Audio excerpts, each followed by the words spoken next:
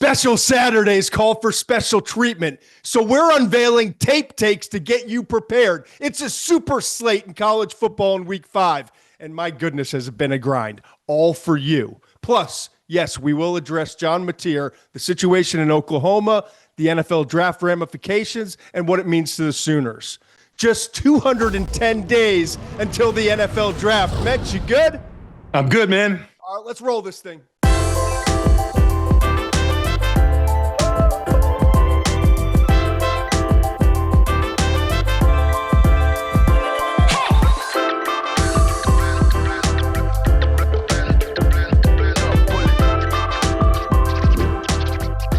I still love that beat, don't you, Mensch? It's great, man. It's great. Way to bring the enthusiasm. This is the McShay Show, presented by FanDuel. And college football Saturdays are already delivering. Every game means something right now. Rankings shift, upsets hit, and the best place to stay on top of it all? FanDuel. Whether you're riding a noon kickoff or betting the late games, FanDuel lets you bet it your way. Same game parlays, live betting, player props, alt lines, whatever your angle is, it lives in the app. So if you're watching the action, bet on it with FanDuel. So download the app or head to FanDuel.com/McShay and make every Saturday count. The Ringer is committed to responsible gaming. Please visit rg-help.com to learn more about the resources and helplines available. And listen to the end of the episode for additional details. Must be 21 and older and present in select states, or 18 and older and present in D.C., Kentucky, or Wyoming. Gambling problem? Call 1-800-GAMBLER or visit rg-help.com. Call 1-888-789-7777 or visit ccpg.org/chat in Connecticut. All right, hey, let me tell you something. When you're really confident in something, you say few words, right?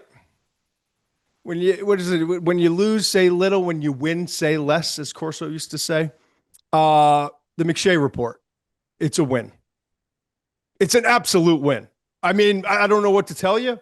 I can tell you that it's one of the deeper dives that you'll see in anything in terms of a game preview, but more importantly, like the draft content and everything that's going on with the top two quarterbacks, or the two quarterbacks in this game, Drew Aller and Dante Moore. And then the offenses around him.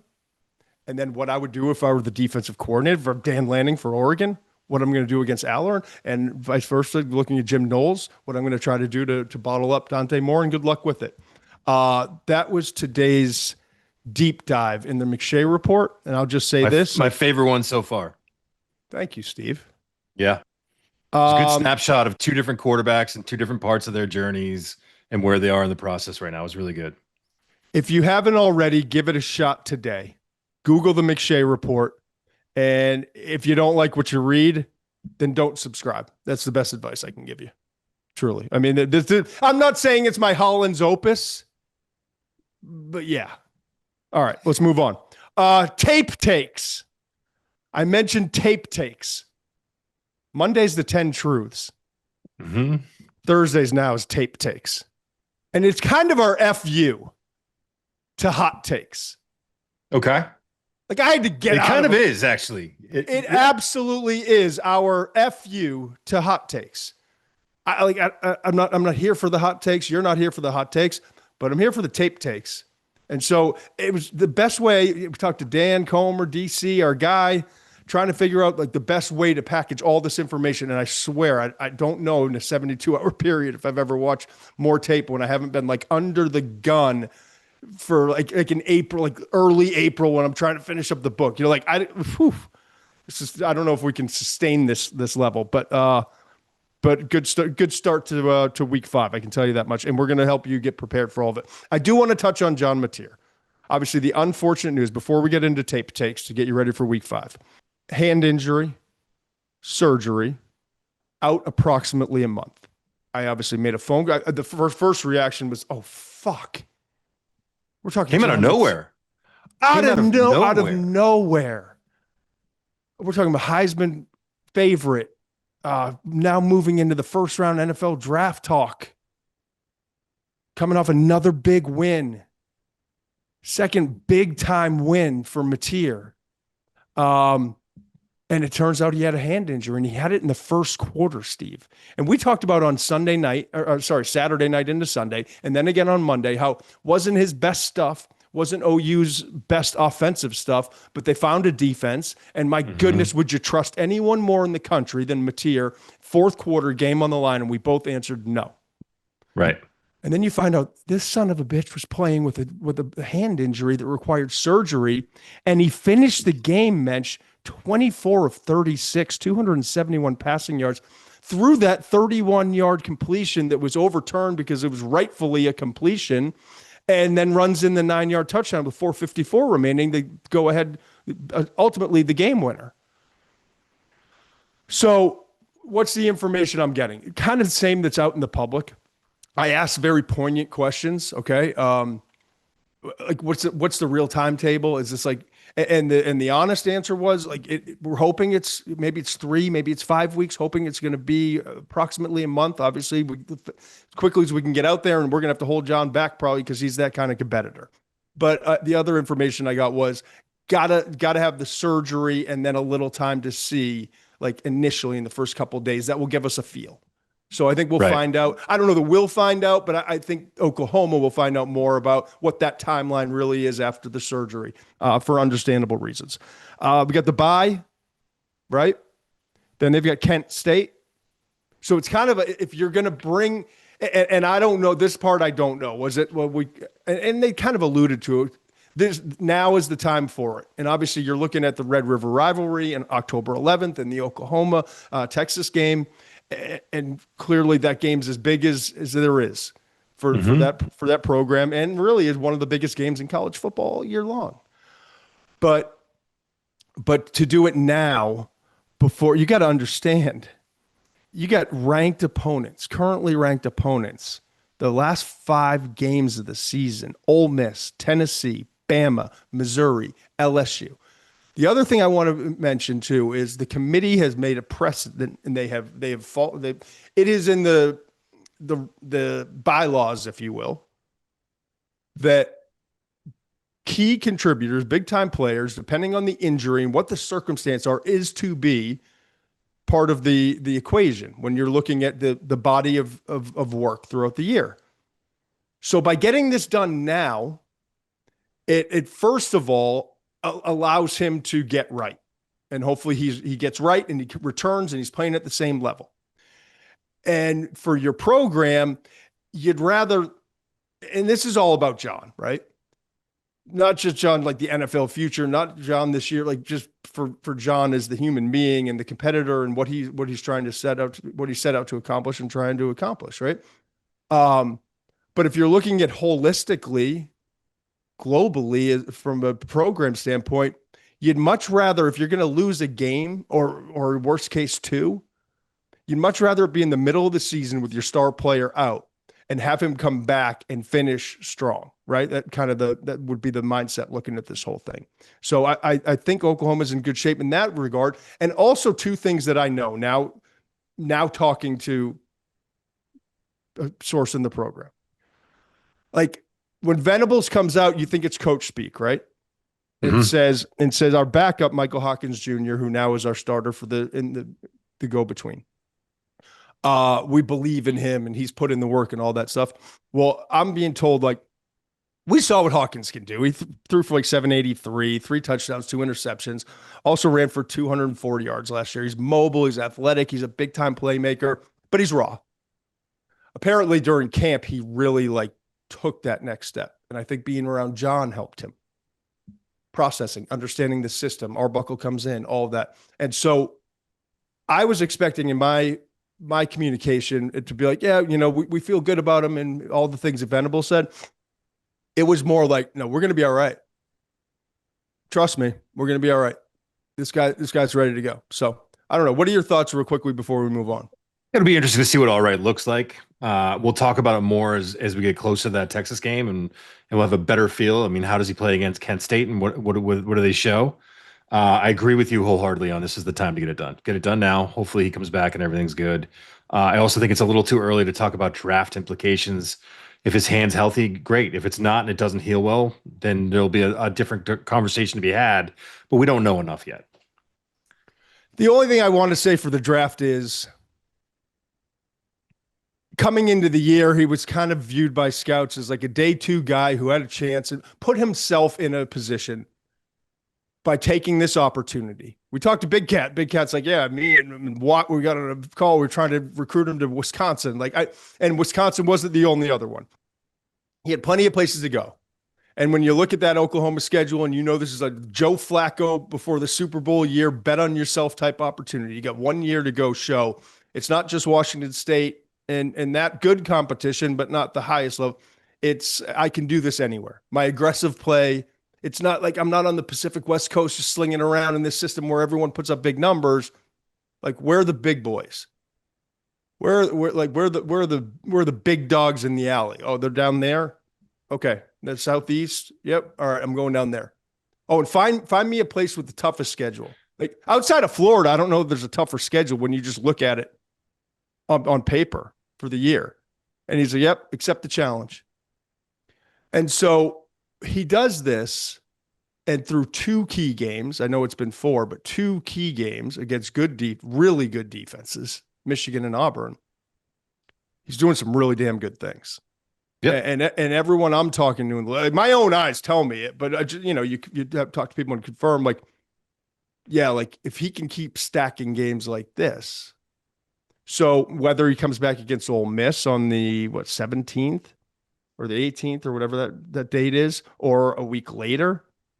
No, it's the 18th is South Carolina. Ole Miss is the 25th. But no matter where he comes back in the schedule, it's going to be ranked after ranked after ranked. You know what I mean? He's still got plenty of opportunities to show what he can do. That's the point I'm trying to make. You're just more concise. I appreciate you. Excuse me. So, all right, tape takes. Let's go. We just got to get into it. We've spent way too much time for us to be going back and forth. You've got a lot to say about Oregon Penn State, and I'm excited about it. I'm excited about this game. I can't wait to hear you dive in. Yeah, I did a deep dive, and I talked to a couple scouts, and I talked to another person who's intimately dialed into this game. Let's just put it that way. Spent a lot of time on this game because on one hand, you've got the veteran Drew Aller, a player that I don't think I've struggled with him, but it took a lot of tape and a lot of like sorting through what are the issues. And then you got this Dante Moore kid and a pup. And we're talking 9 starts? Yeah. Right? Did 5 at UCLA, and then he has 4 this year. So this is going to be 2 years, and he had 5, those 5 were 2 years ago too. So there's the year gap, which I don't know how much of a difference it makes, but it's worth mentioning. You and I had a conversation about quarterbacks the other day. I was being coy a little bit because I wanted to save it, and I hadn't quite finished all of the tape. And I wanted to kind of take a step back and look at it all. I also was being very protective. I've come to know and appreciate and respect the responsibility that I've earned and I've gained over the years in this space. And I really hesitate to dive headfirst into a young quarterback, 9 starts. He's going to be a first-round pick. I had him QB1. I told you the Nussmeier thing drove me up a fucking wall last year. Yep. I had QB1 after week 2. I had him QB1 after week 1. I had him QB1 in the summer. He hadn't started again. Like, what are we talking about? This is not a race to get like your thumbs and get the news out. It's about reporting it correctly and being a part of the proper process. And so I hate diving in so early on a guy, even though I'm like, I got an itch. Like, you like him. So you like him. Let me start with this as it pertains, and we'll get to some of the other stuff, but as it pertains to this game in Happy Valley on Saturday, monster game, right? Monster game. You've got Oregon, number 6 in the country, Penn State, number 3 in the country. The biggest takeaway I had from watching every single throw of both of these quarterbacks is that the difference in level of play at the quarterback position between Aller and Dante Moore is staggering. It's staggering, Steve. I agree. And I don't say that lightly, and this is not me just banging on Drew Aller. But when I'm watching Drew Aller, I'm watching a quarterback that really struggles to throw the football past 10 yards down the field, especially, and I've said this from the summer and I'm going to continue with this as long as the tape keeps speaking to me the way the tape's speaking. And that is the receivers running away from him, post corners, fades, 9 routes, even like swing passes, like the outlets, wheel routes. The ones that you have to visualize and really have confidence in your touch and the muscle memory in those throws. And as a former quarterback, and a not very good one, I always take a step. But there are certain throws you trust more, and you just kind of got to feel. Mm-hmm. And I didn't have a big arm, and I wasn't very mobile and all that. But like the thing I could do was like touch and timing and kind of lead receivers and those sorts of things.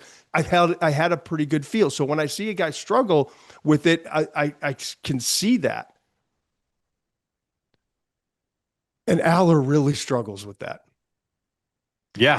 And it begs the question of like, and I think Andy knows. I think Andy Kotelinki, the offensive coordinator, knows because he gives them shots and they take chances, right? They really do.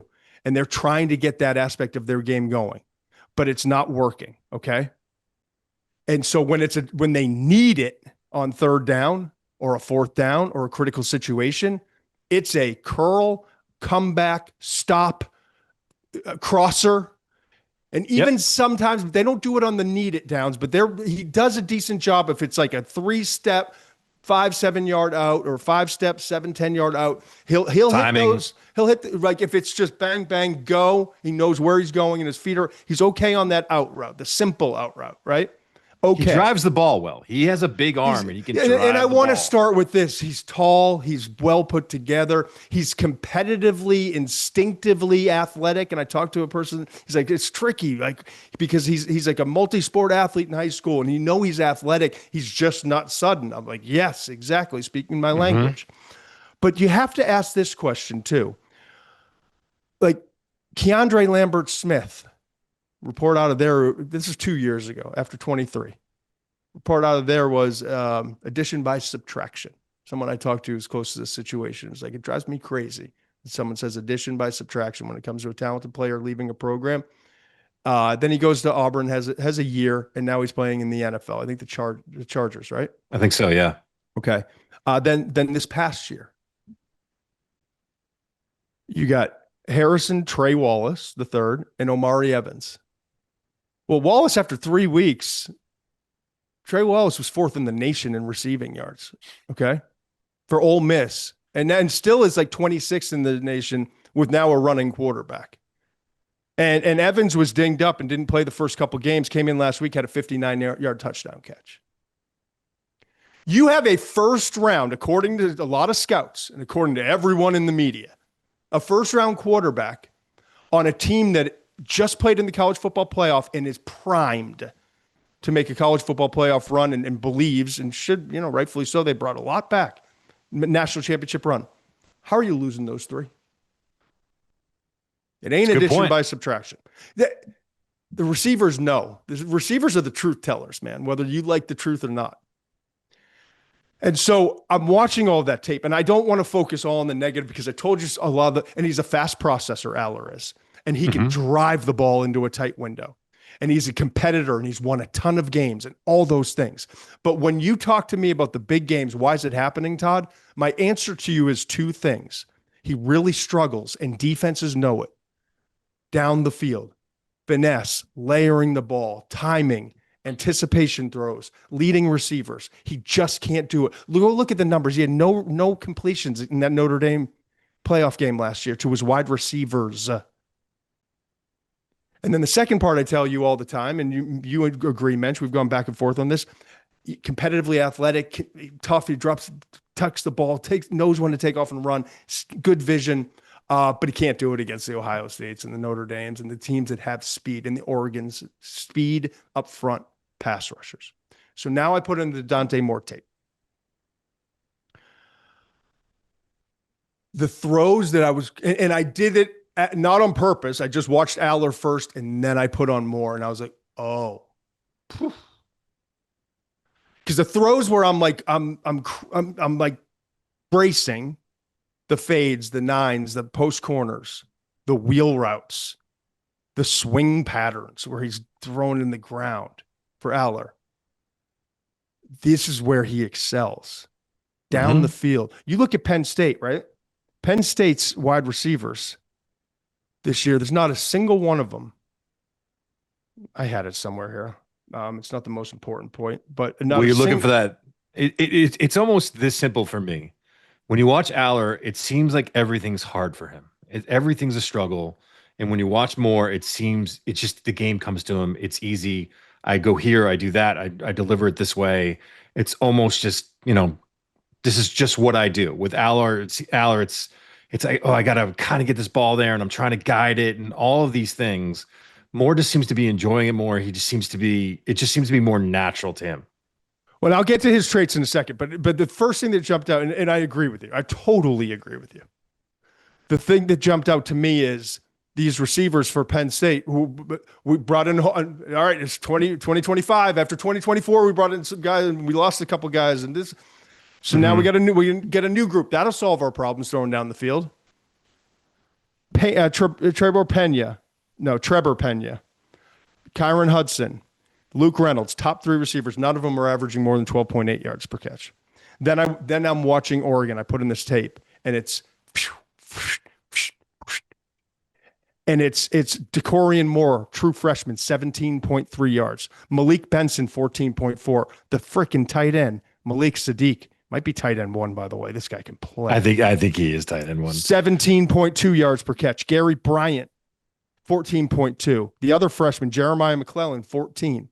They're all averaging over 14 yards per catch. He has seven different guys have 5 catches or more for Oregon right now.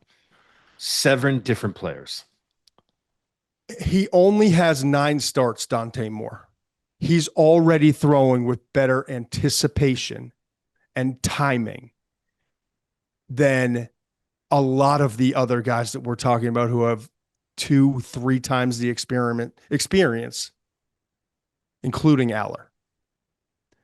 And I think here's the thing. You want to talk traits?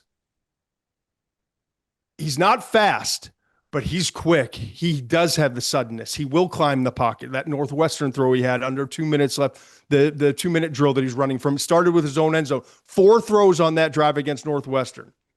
And it was first ball was kind of an in-cutting route between 3 defenders. Literally throws it. His right foot is on the goal line. Second throw is a timing route to his receiver from the outside. He's on the right hash. He gets the ball out before the break. It's an out-breaking route towards the sideline and leads them right to where the receiver literally has to go down and catch it inbounds. Perfect throw. DB has no shot. They come back. The next passing attempt. Pass rush. Northwestern, we got to get pressure on this guy. All right, so they bring it. Pressure comes on him quickly. Climbs. Doesn't drift. This isn't last year. This isn't the Cam Ward, Shador Sanders stuff where everything's a drift and take 4 minutes. This is climb. This is Jackson Dart, the urgency, right? Mm-hmm. I climb, agree. eyes up. And he's got a receiver coming over the middle, drills it in between 3 defenders. Then the final play of that drive, touchdown pass to Sadiq, down the seam. Sadiq runs a little out, right? Little quick double move. He drills it in before the safety has to come back. It's like, all right, shit. Enough said, right? This cat's different. I would say right now, honestly, outside of John Mateer, if you're talking pure passing and the ability to make throws that are NFL style throws and down the field throws, I don't know that there's another quarterback in the country doing it at a higher level than him. Now, pump the brakes, Todd. Oregon State's defense is trash. No brakes. All gas. Northwestern's no not very good. Like the competition hasn't been great, and I know that. I understand that. Okay, but if you know it, if you know it when you see it, then you know it. Like I don't know how to. Like it's just I agree. There. Now trajectory on some of the deeper throws. A lot of stuff's on the line. Okay, I think you can improve in that area. Forces it over the middle every once in a while. Well, You're like, oh, what are we doing? The pick and against Northwestern. and what I think Knowles is going to try to do for Penn State, the only time I saw him struggling, when it wasn't like his own footwork or throw or something, the only time I saw him have a little bit of trouble, just a few isolated incidents, I think they're going to try to, you got to outside rush, not to necessarily get there, but to keep him in the pocket. And then you got to have guys up the middle that can, you want him in the room so you can start to collapse the walls around him. Okay. And then I saw a couple rush throws, a couple, Oregon State, that one where he just kind of, I think that's going to be the game plan for Penn State. But my gosh, the other thing, I was talking to somebody else, and I don't want to give away what he's going to say about it, but I totally agree. Like the catchable ball, because he's got velocity on the ball, but the catchable ball, like CJ Stroud's, Baker Mayfield's, different levels of velocity. Tua Tagovailoa and Baker Mayfield on very different planes in terms of the velocity they get on the football, but they throw catchable balls, right? I got you. Yeah. That he throws such a catchable ball. It's like the rotations, it's the way the ball comes out. It's so smooth. Like I think Penn State,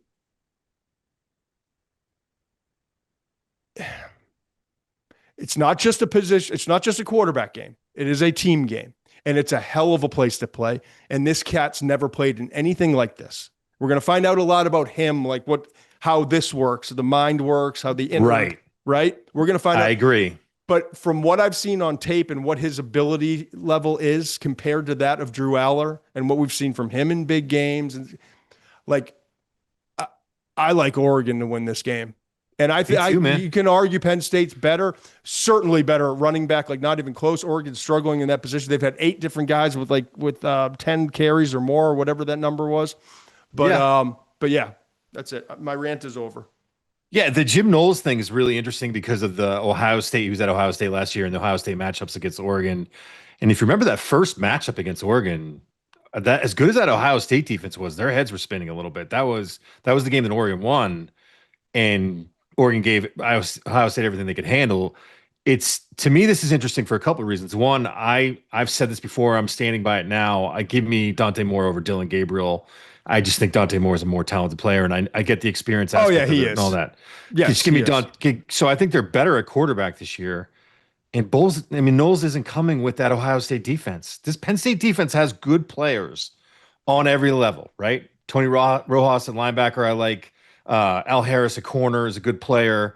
Dennis Sutton, Zane Durant on the defensive line. There are guys everywhere, right? There are good You don't players. love Dennis Sutton, though. Like I want to stop being the show where we have to say good players. Yeah, okay, good players, right, not great okay. players. Okay. That's my point, though.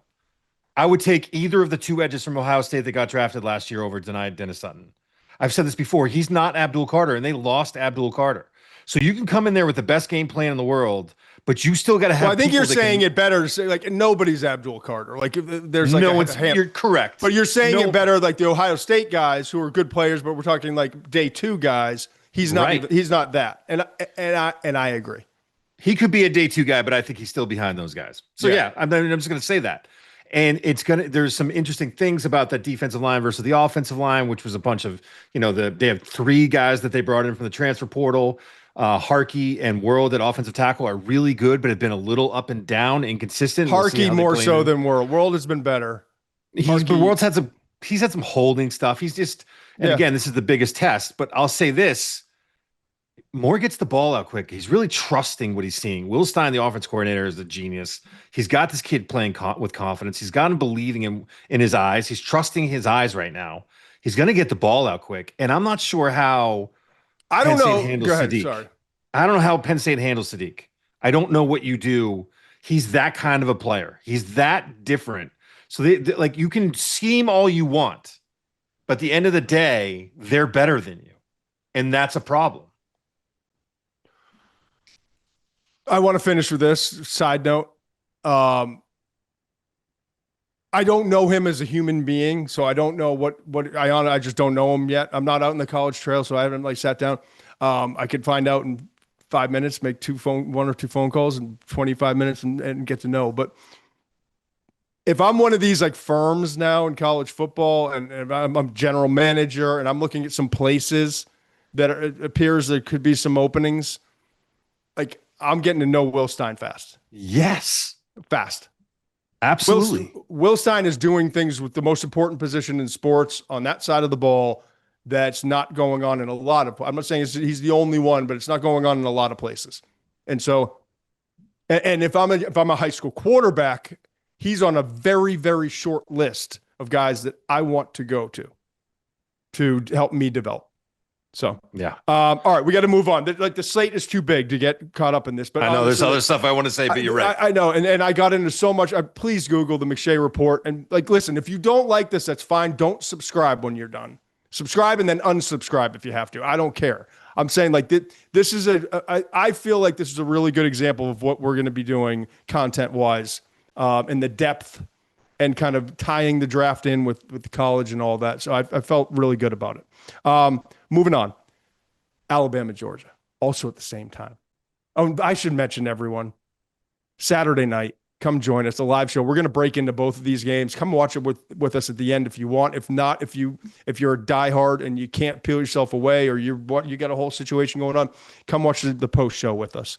We'll recap all these games. It's going to be a wild night. It might be 3 a.m. by the time we're done. It could easily be. It's Tate's 11th birthday. I got a fucking hibachi guy coming outside to keep everyone outside. I'm like, I love you, Tate, but like, come watch the games with me, or like, I don't know who's going to come running into the studio in the middle of our show. It's going to be a wild night, but like, that's our show, though. I like it. Embrace the madness, right? Yes. All right. Yes. But Saturday night, the McShay Show YouTube page, you can find it. McShay 13 at McShay 13 at YouGoodMensch. We'll send out prompts of where you can get it, where you can jump on, and what time we're going to come on exactly, depending on how those games are playing out. Georgia, Alabama at Georgia, I should say. Here's my take, my tape take. Yep. I, Todd McShay, son of Wayne and Deborah, am comfortable admitting when I made a mistake. I vastly underrated Ty Simpson. Yeah. Based off of what I've seen. He's a good player. I'm not saying like forget the NFL, forget that, like he's just a good football player. He's a tough football player, man. He'll make some throws right in the teeth of the defense. Yeah. I looked at this and I watched Georgia's defense, specifically the Tennessee game, because that's the best view we have so far. And I watched Alabama versus Florida State, and then gosh, I just watched it yesterday. I've watched so many games now. I know. Who did Alabama? Oh, Wisconsin. Yes. In week 3 it was. And here's what I'm looking for, and I'll circle back to the specifics. The biggest thing I'm looking for in this matchup is the passing attack of Alabama. Right. Going up against this Georgia defense that has shown vulnerability, okay? Sure has. Can Georgia, and specifically within that, can Georgia pressure Ty Simpson? I didn't know you were going to go this route. Go ahead. They need their edge guys. Because I watched a lot of that defensive front for Georgia, and I watched a lot of the offensive line, and I know you'll get into the two. But I'm just going to ask this question, and you can circle back on it. They need to pressure, and they really are going to have to get it from the edges. Georgia's going to have to. Because those tackles for Alabama are not playing to the level, but Bama's interior offensive line has been tremendous in pass protection. I thought Proctor was better against Wisconsin last week, and it can always elevate his game because he's such a freak of nature, man. He is so naturally gifted. But I got to test him. You do, and you should, because he will give you a couple. He will get sloppy with his footwork. But I want to switch it over to the other side really quickly. My biggest takeaway from the Georgia defense versus Tennessee, other than I think the corner situation is not great, is that there aren't a lot of dudes up front for Georgia, man. I was looking for the dudes. I was going to get to deep. That. They rotate guys, right? But Todd, right away that stood out to me. I was maybe 10 snaps in. And I was like Christian Miller, number 52, had like 3 hurries. Good player. Good player. Good player. Okay. C.J. Allen had the only sack in that Linebacker. Wisconsin game. Linebacker. Didn't cover very well. I thought that was interesting. They were the two guys that kind of I felt like had good games. I saw a flash or two from 18. Elo Madozi. And then 95 is just a big, massive. He's like 6'4", 340. Nnamdi Ogboko. But he's shined in kind of a rotational role. But no, it is not your Michael Williams, Philadelphia Eagles Jalen Walker. defensive front. Yeah. Jordan Davis. Like, there's no one even like sniffing that in terms of jumping off the tape. We'll see if guys develop over the course of the year, and they do still rotate guys. They will rotate guys in and out, and they'll stay fresh.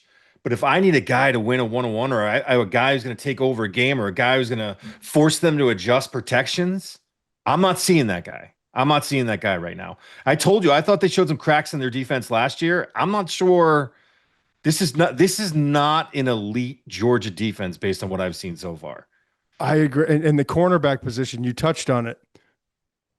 Jonel Aguero, number 8. Had an interception, but gave up 5 catches on 7 targets. Dalen Everett was solid, I thought, number 6. Number 7 might have been the worst of the bunch. Daniel Harris. Tough day. They came at him 3 times. All 3 were catches. 2 were touchdowns. Ellis Robinson, same category. 3 targets, 2 catches, both touchdowns. Like, there's some corners to get in this. Robinson's young, so you hope that he develops a little bit. He's a redshirt freshman, but a tough day, man. That was a tough. It was to the point of, how are you going to adjust your scheme now to cover for these corners? And I thought Everett was solid. I think that's a really good way of saying that. They need him to be special. They need him to be, and he can be. He's a talented dude, and he can be. But even KJ Bolden, the safety, is supposed to be, a different kind of cat, and he hasn't played up to his level yet. So, I mean, you're looking at all 3 levels of this defense, and I've made this mistake before, by the way. I've done this before with this defense, but I'm looking at that tape from Tennessee, and I'm not seeing what I usually see in a Georgia defense. No, offensively, I'm not seeing what I usually see, or what I got used to seeing with Beck and that offensive system. But I do want to go back to Alabama. Like, these receivers, they lost against Florida State, and everyone was out. It was a witching hunt against Caleb DeBoer and the whole program. Mm-hmm. What I think everyone failed to realize was the second best player, talent-wise, maybe in the entire country, was concussed in that game. Yeah. They missed him. This is a different Alabama team. It's going to rely on throwing the football, as a lot of the Washington teams did with like Penix and before and like what DeBoer has had. And when you have a superstar leave the game, and your number 3 who you brought in, who's actually your ex opposite him, and Isaiah Horton isn't going. But now I watch him against Wisconsin, albeit it's Wisconsin. I get where they are as a program right now. But 6 targets, 5 catches, 165. 109 of those, that was for Ryan Williams. 109 of those were after the catch. 2 touchdowns. Jeremy Bernard, you know what I feel about him. Just an awesome receiver. 7 targets, 5 catches. This is against Wisconsin. Horton catches all 5 balls thrown to him. Your big possession target, all 5, only 48, but had a touchdown. Now we got dudes, and Ty Simpson's making quick decisions. He moves around well. He can escape. This is going to be an interesting fight. The thing that surprised me, though, Mensch, Alabama does not have Alabama running backs. No. It feels like they haven't for a couple of years now, though, right? But it's like, I mean, think about the pipeline that was. Yeah, well, you think they're watching Michigan right now and being going, how do we let that cat out of our building? Justice Haynes running around for the Wolverines. I mean, Kevin Riley's nice. He's a freshman. He gathers when he's working outside. He gets tripped up. He's only 5'11", 191, averaging 5.2. Like, he's doing good things, but it's just Richard Young's a bigger sophomore, 212 pounds. The other guy, A.K. Deer's an explosive freshman. He's also 212 pounds. Averaging 12.1, but only 7 carries. So, like, it's going to be interesting because it kind of feels like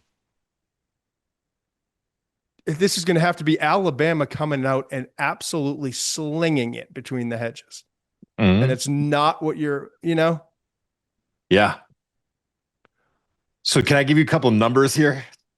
Yeah, please. What do you think that Kirby Smart? Okay, it's just Kirby Smart between the hedges. His record is 52-4. Mm-hmm. Careful about going against this cat. But I'll say this: the other thing, they've played Alabama 7 times. You want to guess what his record is? 5-2. 1-6. No.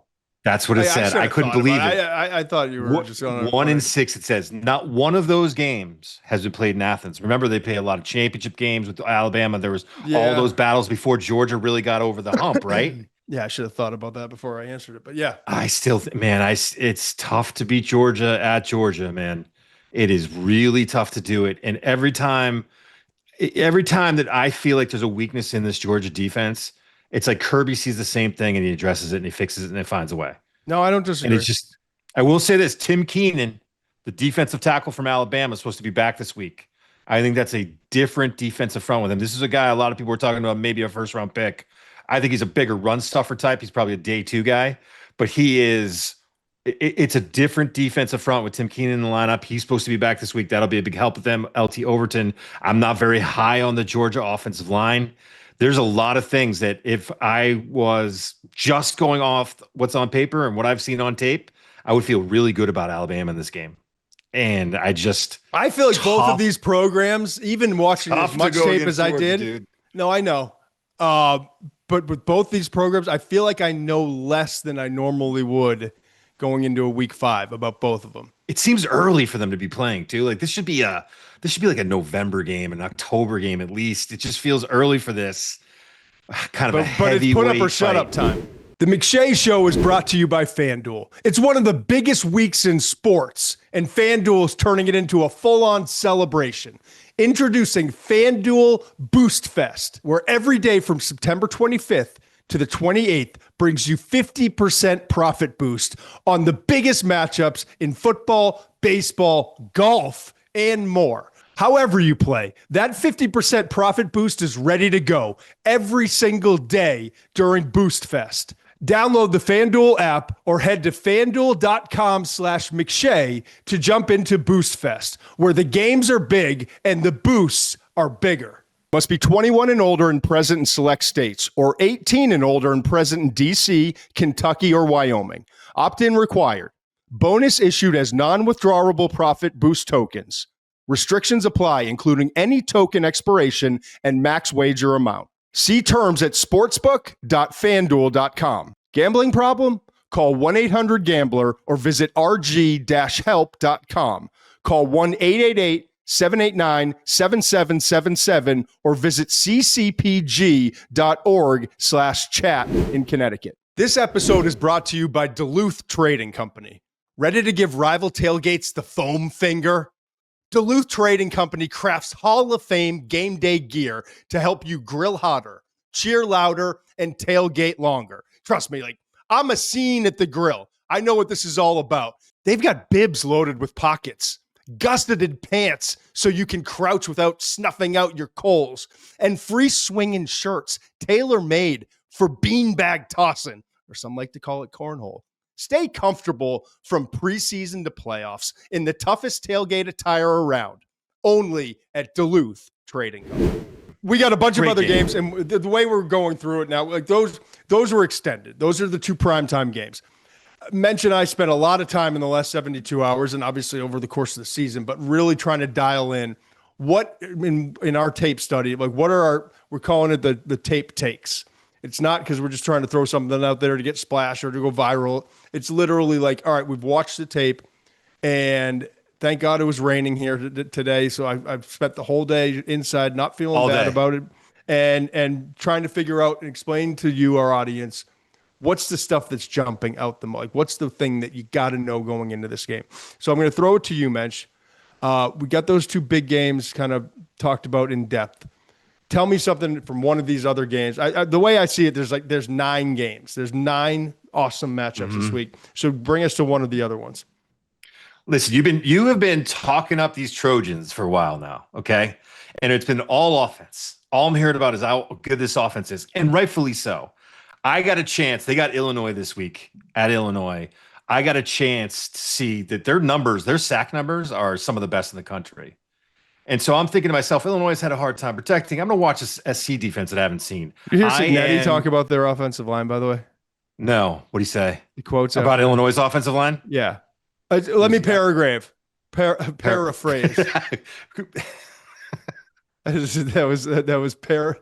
was paraphrase combined with. So he buries them basically. Javon Hargrave. Let me paraphrase. We knew they sucked going in. We were going to go after them, and they sucked as bad as we thought. That's I'll get to it. I will get to it in a second.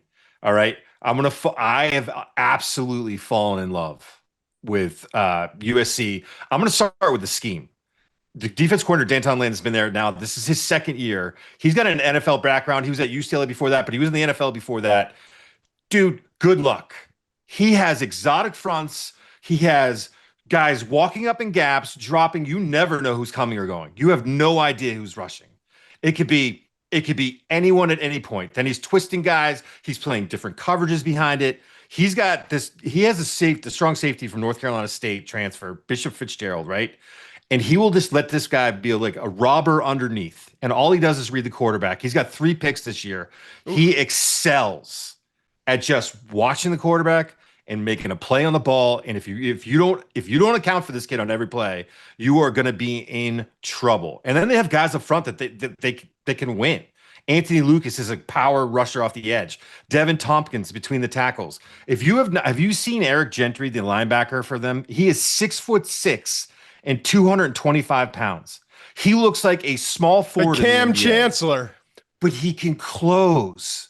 He can close, and he's long, and he can cover. So if he drops, he's a problem. If he rushes, he's a problem. And then you flip it over to the other side, and you have an offensive line that I'm not sure could block.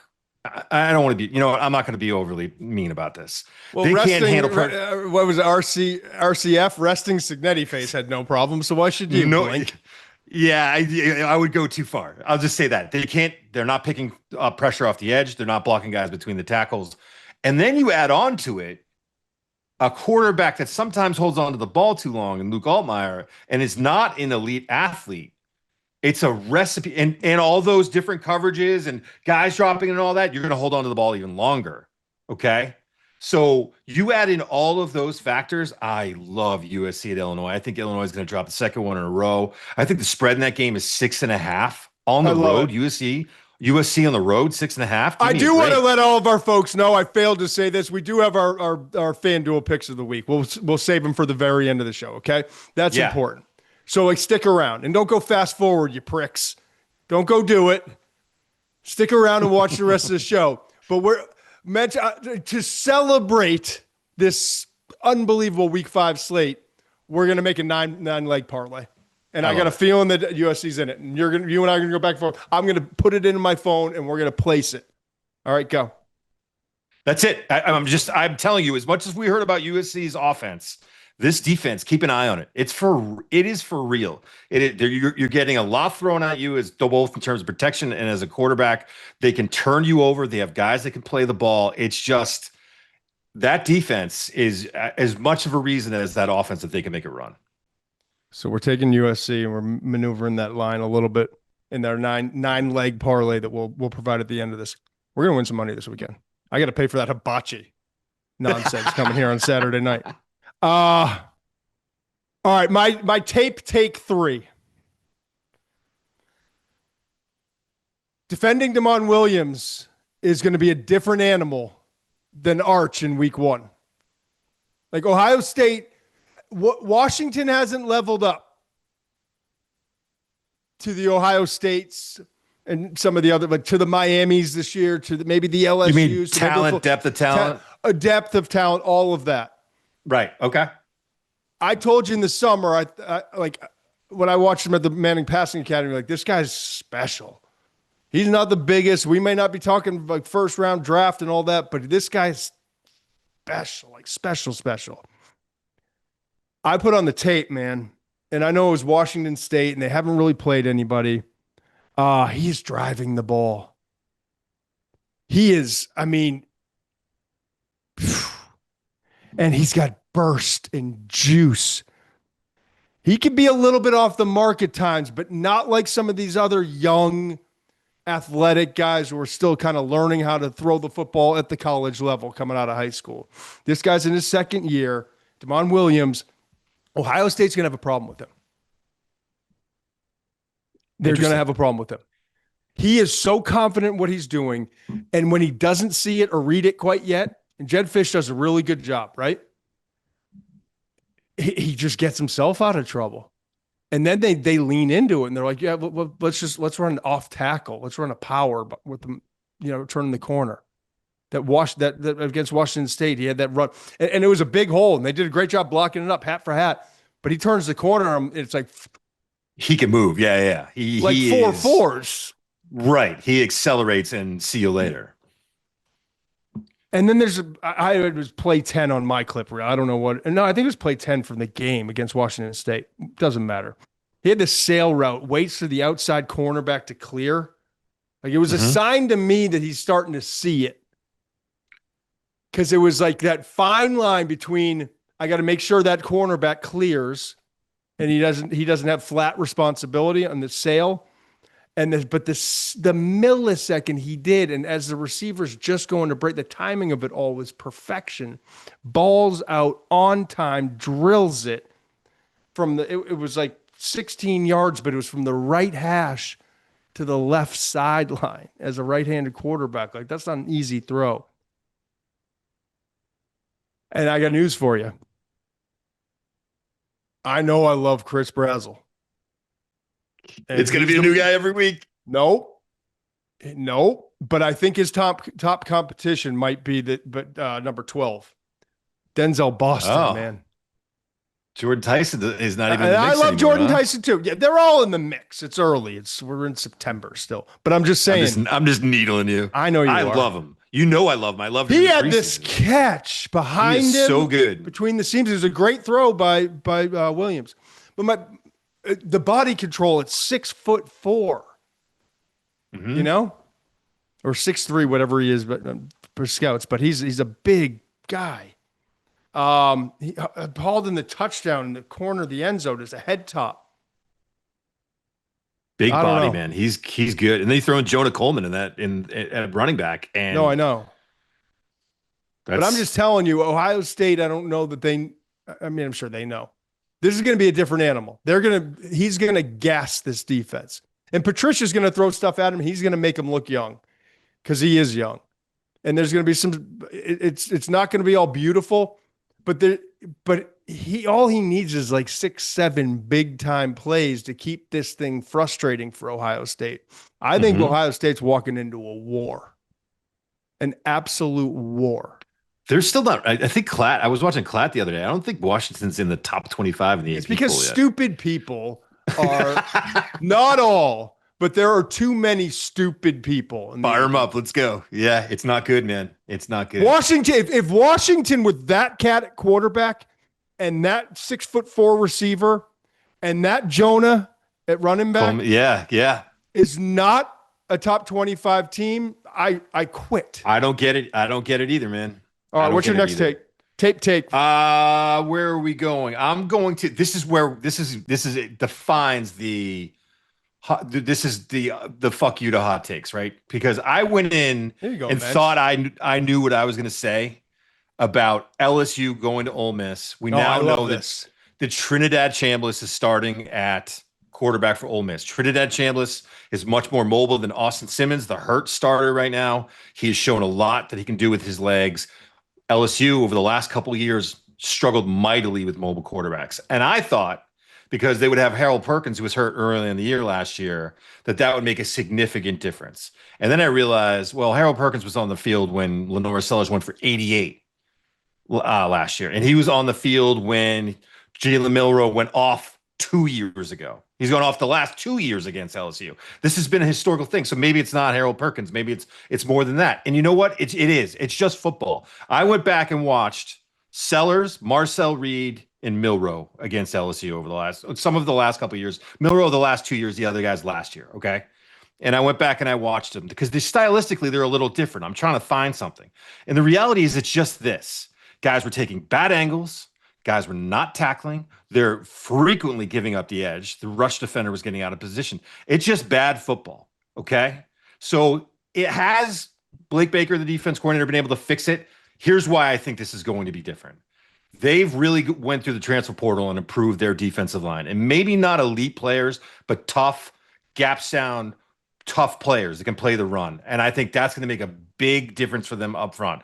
I also like their back end guys, completely rebuilt the back end. I think they're in a better position for this in terms of angles and wrapping up and containing a quarterback. So to me, that's why I believe that LSU is going to be doing. It's not that they're going to do anything different schematically. This is, it's the same scheme. It's the same defense, but the players up front are a little bit different. And I think they're going to be in better position, but they better be. I will say this, they better be, because this Chambliss kid can run. And Tell me about Chambliss a little more. I didn't get to Chambliss this week. Man, when you watch the power quarterback game against LSU over the last couple of years, it's guys who are quick and they follow their blocks, and that's what Chambliss does. When they give him a designed quarterback run, he's instinctive like a running back, and he is quick like a running back, and he's got good contact balance. He can do all of those things. And the other thing about him, like the quarterbacks they faced, if you want to just lock in on the run and play him like it's Wildcat all the time, do so at your own risk. This kid's been throwing the ball pretty well. And the Kiffin, head coach Lane Kiffin for Ole Miss, as long as he's not distracted by his daughter dating the linebacker from LSU, the Kiffin's going to be putting this kid in good position to make plays. How about this shit? Good on you, Whit Weeks. Good on you. And then how about Kiffin's response? Priceless. Take the over. Yep. You ain't going to win. Love it. He'll go scorched earth. You ain't going to win on social media with Lane. I mean, is there anything better than the SEC? Is there anything better than Lane Kiffin? We got daughters dating opposing linebackers and head coaches posting I just love college football is the best, man. You don't find this nonsense in the buttoned up leagues everywhere else. This is, but I'll say this about Lane for all the crazy. And I'm sure people are speculating this was part of the publicity stunt, the Netflix. And is it Netflix or I don't know where his documentary is coming out. I don't know either. I will be finding it though. And he's a personal inspiration. He's overcome things, all this stuff. And he's a character. And he's a bud. He's a good guy. I like. He's also smart, man. He's just incredibly talented. You know how you can tell the real ones is when they are so good at something and have such a high level of success. And you think about him at USC, and yes, there was Sark, but Lane with the success that he had at USC, okay, with the West Coast, principled, Bill Walsh. Old school West Coast liner, Sanchez, okay. And then he comes to Ole Miss and he can still have that success with RPO, tempo. Yeah. And then they get some running backs and it's we're going to RPO, but we're going to go tempo, but we're going to grind you with it. And then we get Jackson Dart in his first year and we're doing the RPO stuff, but we're sprinkling a little of that West Coast in. And then the second, and then his final year, they're like USC. They're like 49ers. And now Chambliss comes in and it's, when you can have that level of success doing all these different things, that's genius. This is a dangerous game for LSU. They're in a little bit of a spot here. I mean, they beat Clemson in Florida now. And now we're looking at those games. Last 5 years, last 5 years, this has been a home team wins rivalry series, whatever you want to say. It would not surprise me if the Tigers were upset this weekend. Well, if you hang on a few minutes, we're going to tell you which side we go with, and we're playing with lines to get a 9-leg parlay. I have a feeling about this thing, man. It's not as the craziest thing I've ever seen. Thank you. All right, tape take 4. I like that when you go in with a preconceived notion and it blasts you. But you can't stick with it, right, man? You can't be like, oh, No. I'm going to make something up. No, That's when you make big and I went mistakes. back and I was looking at analytics from Pro Football Focus about are they running different coverages? Are they running different blitz packages? Nope. It's very similar to what they've done, man. Like you can't just make shit up. You just got to play better football. But I do believe in momentum. And I do think the LSU defense has momentum right now. And I think that Blake Baker as a play caller has momentum. You know, it takes a certain kind of fucking animal to go back 2 years and watch.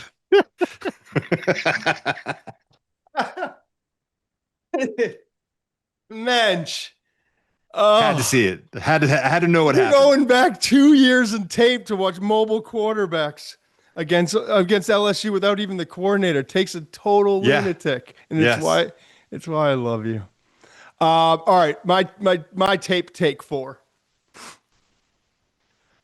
Don't buy Mississippi State's pass defense numbers. No, they're better. No, right? They're better. Now Mississippi State's 4-0. It's a wonderful thing. They beat Arizona State, and that's a wonderful thing. And it is in large part to what they're doing on the defensive side and how much improved that pass defense is. But I want to begin with this. For a Power 5 school, that might have been the worst pass defense I've ever seen. It was atrocious. It was almost like, is someone playing a trick on us, or is someone playing with the lines here? Like something's up. It was that bad. But as a whole, Mississippi State's only allowed 47 points this season.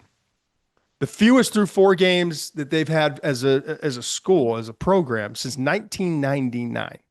That's awesome. Granted, I get it. Who have they played? And I'll get to that in a second. Last season was the worst by far, as I said, in the SEC. And the tape, as I said, corroborated that story. Now, the difference has been, if you look at the numbers, they haven't allowed more than 200 passing yards. So I'm reading these other notes, and I had these notes going into my tape study. So I'm like, awesome. I want to see like maybe transfer portal. Where's it? Okay. Haven't allowed more than 200 passing yards in a game. Mississippi State is 14th nationally, 129 passing yards allowed per game, right? So then I put on the tape. Southern Miss, Alcorn State, Northern Illinois, which ranks 132 in pass offense, and Arizona State with a quarterback in Sam Levitt that you and I see the talent. We know how gifted he is, and hopefully in 2027, we're going to be talking about him as an early round draft pick. He left a lot of completions on the field, man. He just didn't have a good game, and he did. I told you. I know you did, but I have to see it for myself before I can. I know. I can make it mine. That's what was so disappointing. And the receivers like just they're drops, and then they're like, you like, it's not a drop. Like PFF's not going to write that down as a drop, but like make a fucking play. Yes. Do you know what I mean? Like that. Yeah, we've gotten away from that a little bit. These receivers are getting a lot of, it's switched over a little bit of the ball placement needs to be better for the receiver. It's like, well, you got your hands on him, my man. Like catch it. So let's spin this thing forward and let's look at this game against Tennessee, because Tennessee comes in, even coming off the loss a couple weeks ago, a lot of confidence, right?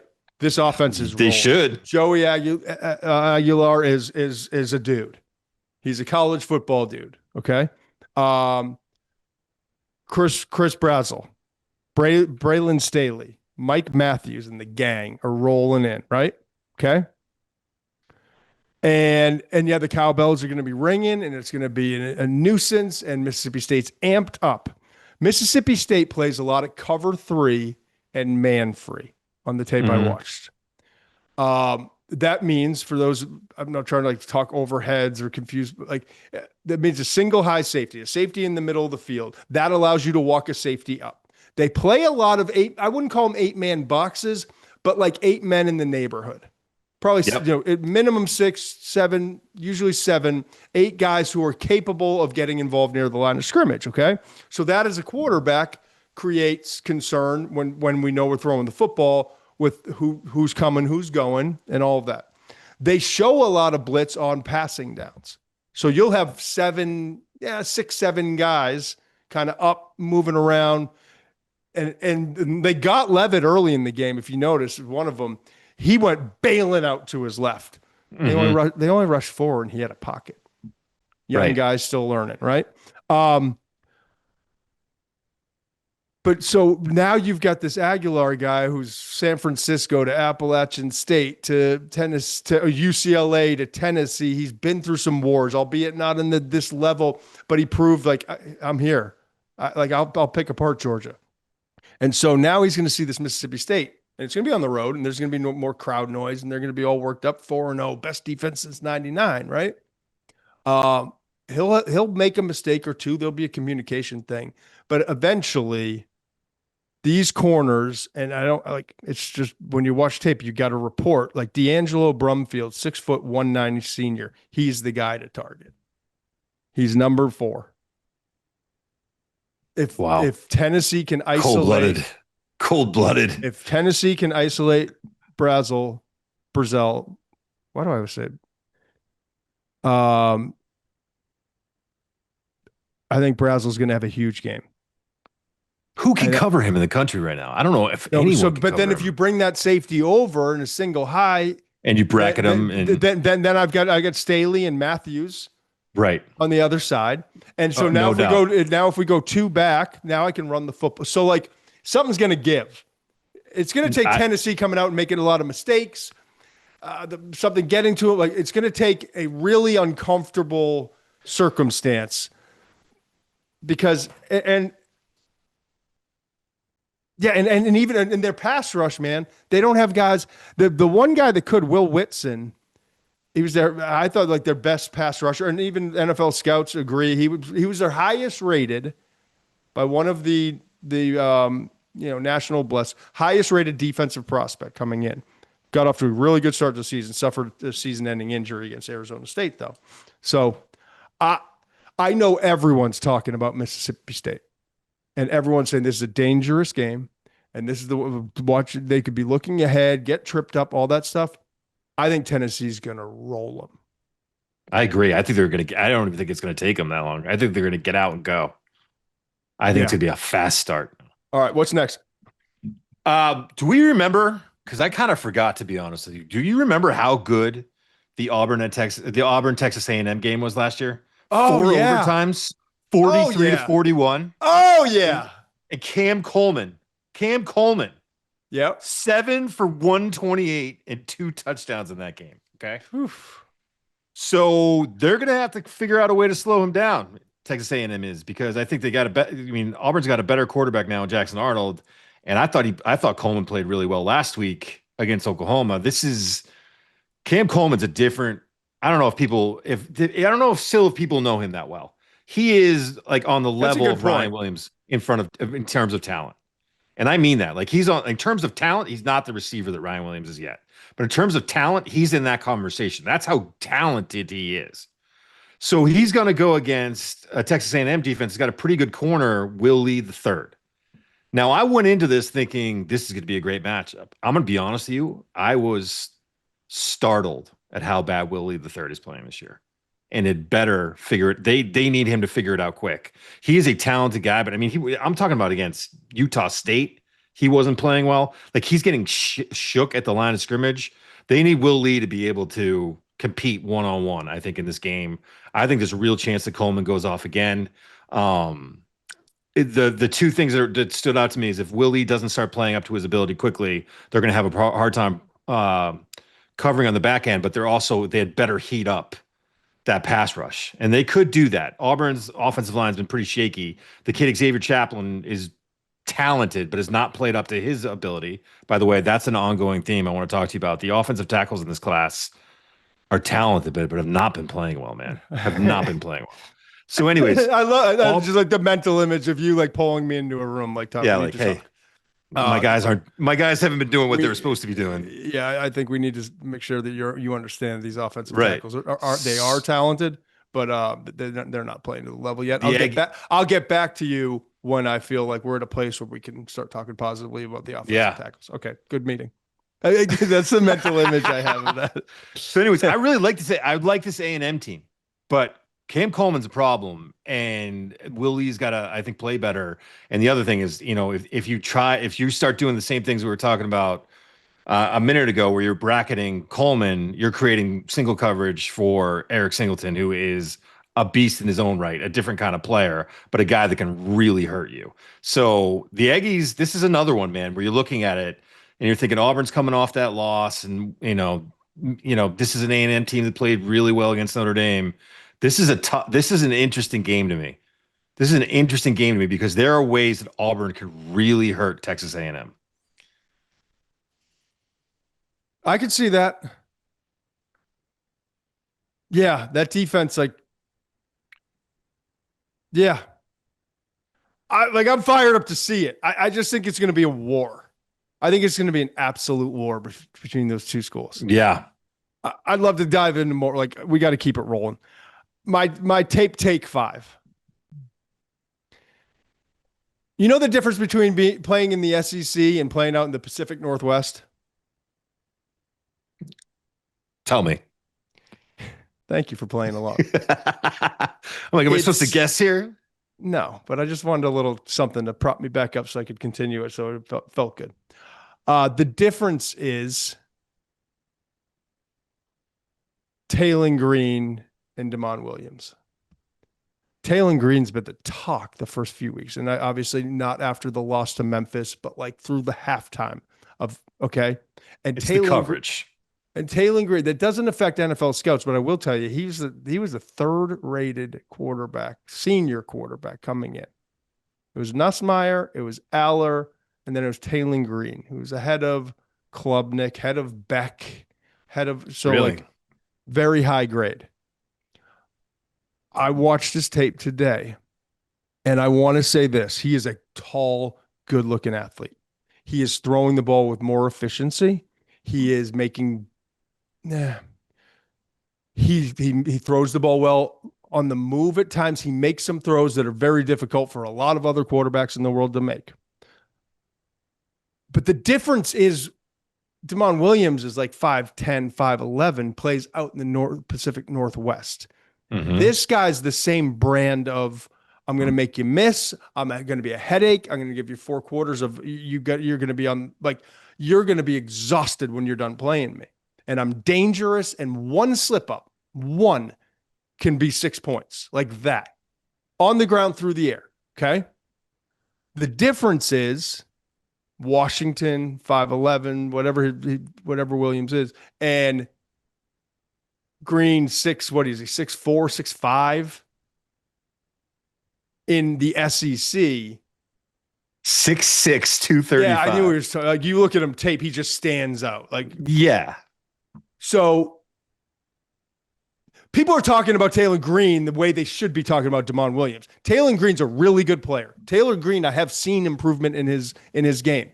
Taylon Green, though, when I watched, he's still kind of javelin throwing the ball, gets away with an interception in the end zone versus Ole Miss. I think it was a penalty. I didn't go back and watch, look it up in stats, but I believe it was called back because of a penalty. Should have been an interception back in the end zone against Ole Miss. Bad decision, doesn't get air under the ball, bad throw. Got away with another interception when rolling to his right down the sideline, throws the ball, cornerback undercuts it, but he kind of went out of bounds, couldn't make the play. But that's getting picked in a lot of situations. Overshot the wide open Omega Blake, back of the end zone, second quarter of that game. Those are just 3 examples, right? And there's just too many missed opportunities on top of too many plays that are turnover worthy, as we like to say these days, okay? He's going to kill you extending plays. He's going to create big play opportunities. He's going to keep them in this game against Notre Dame. Big play here, breakdown in Notre Dame's secondary. I went into this thinking, hey, they lost to Memphis last week, but this defense has got a problem at Notre Dame. They've let up a lot of big plays, all that. So let's start with Taylon. When I was done with Taylon, I was like, yeah, no, he's going to, the score won't be 20. It won't be a 20-point. It might not be double digits. It probably won't be. He'll keep them around, and they've got their offensive line might be playing the best in the country. I don't know how to quantify that, qualify that, whatever. No, that's good. But that's good way of saying saying their offensive line has been awesome. The center, Kittler, left tackle has been better than the right tackle, but as a whole, they're playing really good ball. I wouldn't bother blitzing this guy. I want him in the pocket. Mhm. I don't want, and I'm watching Ole Miss and what was the other game? Oh, Memphis. And they're blitzing them and coming at them, and like it's almost like so now you just took away another defender, and now I can roll it because you ain't catching me. I'm too long, tall, and athletic. So, and here's the difference for this Miami team, and I think we didn't know how to put it in perspective. I'm sorry, Notre Dame. Notre Dame. The Yep. Notre, we didn't know how to put it all in perspective until we found out. Holy shit! Miami's got dudes at receiver, and that quarterback's playing at a high level. And then A&M, the shocker of the world, Concepcion, Craver, they got dudes at receiver. Mhm. We didn't know that. Nobody did, except maybe someone in that building. They were hoping. Right. Arkansas doesn't have dudes. Like Blake's a good player. Got off to a fast start, but back to earth the last 2 games, Ole Miss and Memphis. He's 6'2". He's got to produce. He makes some big catches, but he's got to be consistent. I don't see him causing all sorts of problems for Notre Dame's defense. The slot receiver's better than the number 2, C.J. Brown. He's been really steady, 6'1", 200. But so I do think Notre Dame's going to win this game. I think is the point I'm trying to make. Notre Dame's going to win this game for multiple reasons. And I could see a situation in which a couple big plays make the score look closer than it should. But I think Notre Dame's going to control this game, having watched the tape that I watched. All right, one last thing. Rip through it.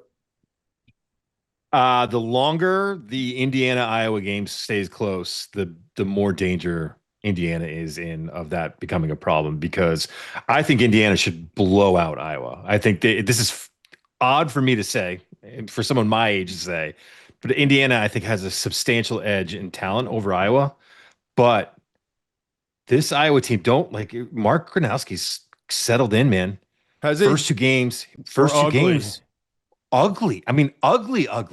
Last 2 games, he looks like a different player. He looks like he's starting to figure it out, and he's getting more he was comfortable. the FCS Heisman, like he won 2 national championships. Exactly. And you look at this offense, Tim Lester took over a year ago. This is his 2nd year running the scheme.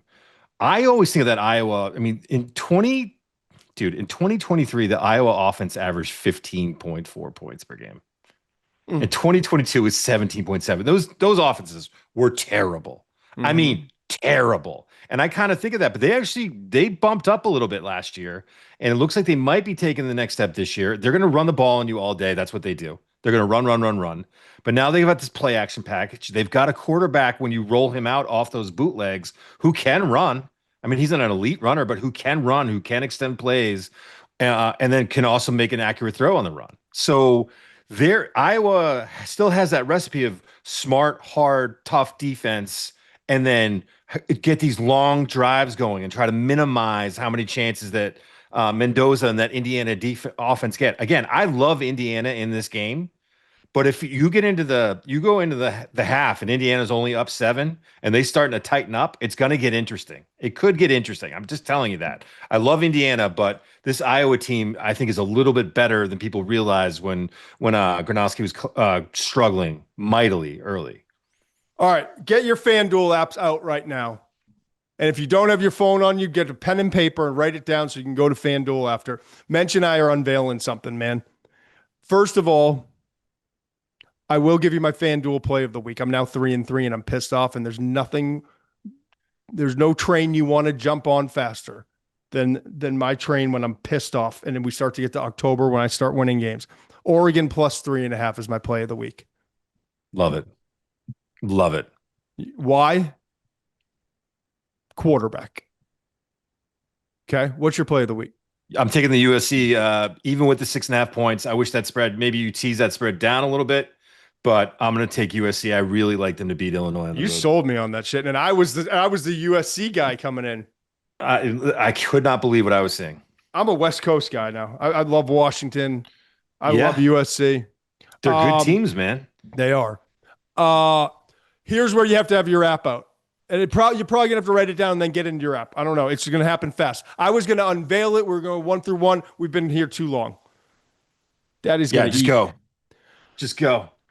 9-leg parlay. We've spent all this time watching tape, and I'm like, you know what could go wrong? My brainchild to celebrate the Week 5 super slate is this, and it's my brainchild in conjunction with my main man, Mensch.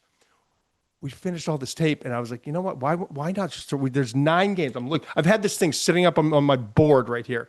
It's a slate of 9 games. You got Notre Dame, Arkansas. That's 22 at Arkansas. That's a noon kick. Another noon kick, USC, number 21 versus 23, Illinois, okay? Then you've got the 3:30 slates, okay? Notre Dame, by the way, minus 4.5. I like Notre Dame. USC minus 6.5. Mensch loves USC. The 3:30 slate, you got number 4 LSU plus 1.5 at Ole Miss. You got Auburn plus 6.5 at number 9 Texas A&M. You got number 1 in the country Ohio State minus 8.5 at Washington. You got number 11 Indiana minus 7.5 at Iowa. Those are all. I'm going to have to get out. I mean, the YouTube TV mega screen 4 is when it gets fucked up, Mensch, at 4:15. Because now I got 5. There's too many. Yeah, there's too many. I'm hoping one of those teams, it's like a blowout. I need Indiana, like you said, to pull away early so I can pop Tennessee, Mississippi State into that sucker. That wraps up. Take a breath. Hibachi guys firing up the grill outside. I'm timing this full slate. By the way, he got at 7:00. 7:00. And I'll probably run out at 7:10. We'll eat for 20 minutes. We'll say, happy birthday. Love you, Tate. And then let's go. 7:30 games. Number 6, Oregon, plus 3.5 at Penn State. Number 17, Alabama, plus 2.5 at Georgia. And then last 5-7 minutes of those games, we're on until probably 3 in the morning, wrapping this whole thing up. But here it is. First time ever on the McShay Show. We've lost our minds. We watched too much tape. This is a conjunction, me and Mensch, okay? The best of what we got, our top tape takes, resulted in this. And I'll tell you right now, I put $200 on it, 100 for Mensch and 100 for me. Wow. Yeah, and I got to pull up. I want to see what I think it was plus 1,800. I think it was plus 1,800. Dan just wrote, winnings go to the producers. The winnings will start going to the producers when you and Tucker grab your onions and start coming on the show a little bit. No, Dan came up with Dan's had a great week this week. Just so he's had a great year. Dan's had a great year. Dan's always great, but Dan, like when you elevate, you need to be recognized. Yeah. I'm telling you, Dan is taking stuff to another level this week. Here we go.